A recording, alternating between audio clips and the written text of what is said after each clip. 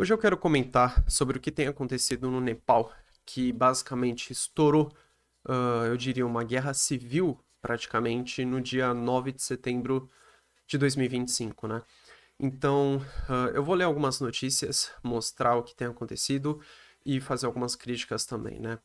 Então, basicamente, toda essa revolta que tem acontecido no Nepal, ela foi justamente porque o governo, de viés altamente comunista no Nepal, baniu algumas redes sociais, como Instagram, Facebook, YouTube, X, na última semana, né? Se eu não me engano, foi no dia uh, 8, 6, 7, alguma coisa assim. E logo depois já começou algumas revoltas, né? Então, eles até nomearam a revolta da geração Z, que eram justamente de pessoas mais jovens que estavam altamente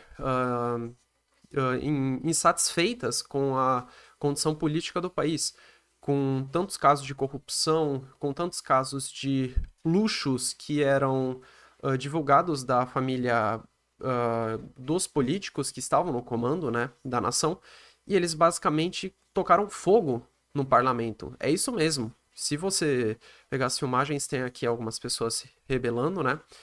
E houve diversas mortes, inclusive de policiais, que da revolta, né? Então eles justamente tacaram fogo no parlamento. Se você pegar a outras filmagens, eu vou mostrar. Mas logo depois que o governo baniu as redes sociais, o primeiro-ministro, esse KP Sharmoli, ele renunciou ao cargo dele por causa justamente dessa revolta, né? Mas ainda assim não adiantou. Não só ele, mas também o próprio presidente da Câmara lá do Nepal, eles renunciaram depois das medidas que eles tentaram impor sobre censurar as redes sociais, depois que 19 pessoas morreram, né? Inclusive, como eu falei, eles tacaram fogo no parlamento, aqui tá a foto, e junto com a primeira-dama, a esposa do primeiro-ministro no país, né? Então, eles queimaram basicamente ela dentro da casa, sem piedade alguma. E isso mostra a revolta que foi só pelo governo tentar impor essa medida de censura nas redes sociais, né? Além da grande revolta de muitos casos de corrupção e de luxos que eram esbanjados pelos políticos, enfim, né? E os protestos começaram na segunda-feira, né, no dia 8, com os manifestantes e a polícia na capital do país, a Katmandu. Pelo menos 19 pessoas morreram, tá? Entre elas os manifestantes e algumas outras, muitas ficaram feridas, né? Então, basicamente, essa revolta toda era justamente, como eu falei, do bloqueio das redes sociais, não só Facebook e Instagram, mas também outras, né? E o slogan do protesto era justamente contra a corrupção, não as redes sociais, né? O governo justificou o bloqueio dizendo que as plataformas não colaboraram com a justiça do país para combater usuários que, usando identidades falsas, estavam espalhando o discurso de ódio e notícias falsas, cometendo fraudes e outros crimes. E com o tempo foi escalando a violência, né?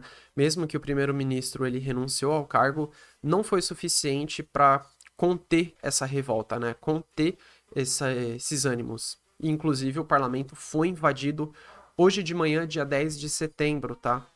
Eles até tentaram sair, mas como eu falei, eles tacaram fogo e queimaram vivo a própria primeira-dama. E aqui algumas fotos do parlamento totalmente tomado pelos manifestantes, né?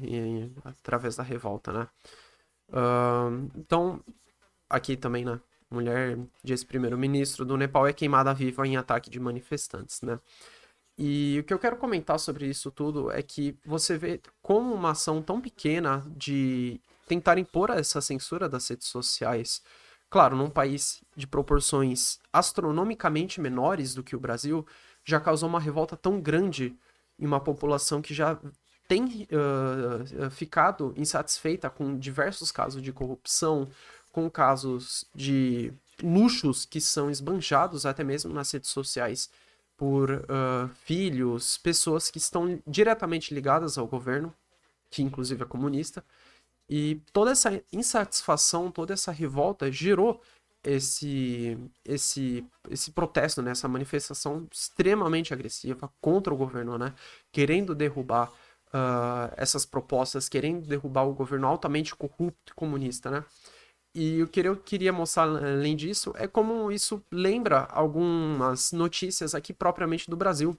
Propostas de regulação de redes sociais que são mascaradas, na verdade, de proteção da democracia, proteção contra a pedofilia, quando, inclusive, expliquei isso no vídeo da Lei Felca, que não acaba sendo bem isso, né? Então, acaba sendo muito similar, né? Você pode ver com seus próprios olhos, né? Lula diz que vai enviar nesta quarta, isso já é um pouco antigo, de 12/8, faz mais ou menos um mês, certinho. Vai enviar nesta quarta ao Congresso projeto para regulamentar redes sociais para jovens e crianças. Com certeza é para proteger jovens e crianças, né? Se não regularmos redes sociais, estaremos vulneráveis, diz Lula. Isso já é um pouco mais antigo também, mesmo tema. E acaba sendo a mesma situação. A única diferença é que o povo brasileiro é passivo quanto a isso, né? Até mesmo quando é em período eleitoral. Sites e redes sociais do governo digital são ajustados para atender legislação eleitoral. Isso no próprio site do governo, tá? No GovBR. Então, em período de eleição, sempre que é ano eleitoral, as redes sociais são de certa forma censuradas, são de certa forma controladas para que não haja propaganda eleitoral, seria o argumento deles, né? Mas antes de ano eleitoral, você pode fazer propostas de lei, projetos de lei para ajudar na popularidade do governo, né? Presidente Lula lança programa Gás do Povo, que garante botijão gratuito para 15,5 milhões de famílias brasileiras. Nova modalidade triplica o número atual de beneficiários do auxílio gás, combatendo a pobreza energética ao levar mais dignidades e saúde diretamente para os cidadãos. O que eles não falam aqui é de onde vai sair esse dinheiro para ajudar tantas famílias? Quando você já tem tantos beneficiários de tantos auxílios, de tantos programas da máquina estatal, quem que paga por tudo isso, né? E a verdade é simples, é você. Você vê cada vez mais sendo oprimido por impostos cada vez mais abusivos. Você precisa pagar cada vez mais impostos diretamente do seu salário, pagando imposto de renda. Você vai ter uma casa cada vez mais difícil. Você precisa ter um automóvel cada vez mais difícil. São cada vez mais impostos colocados para coisas que deveriam ser básicas. Quando, na verdade, pessoas que, na verdade, não deveriam ter esse direito de ter auxílios de forma gratuita em troca do quê? O que elas oferecem para a sociedade em troca de tantos benefícios, tantos auxílios, né, de forma gratuita. Então não existe almoço grátis, isso é falácia.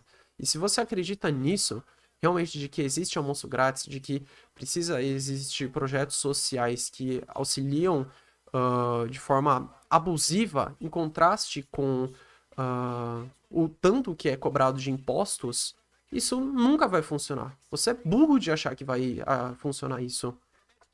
Projetos sociais de verdade seriam incentivar a indústria no país, reduzir impostos para a população, incentivar empresários trazerem suas empresas, reduzindo impostos aqui. E não dando botijão para todo mundo, dando almoço grátis para todo mundo. Isso não vai funcionar. Isso é medida populista. Isso é só você resolver o problema de forma temporária. Você não ajuda os outros tirando de outras pessoas. Isso não funciona.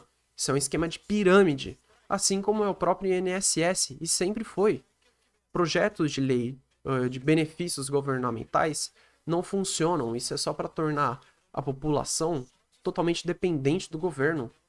E se você precisa enxergar isso. Isso não serve para melhorar a qualidade de vida do país, da população, da sociedade.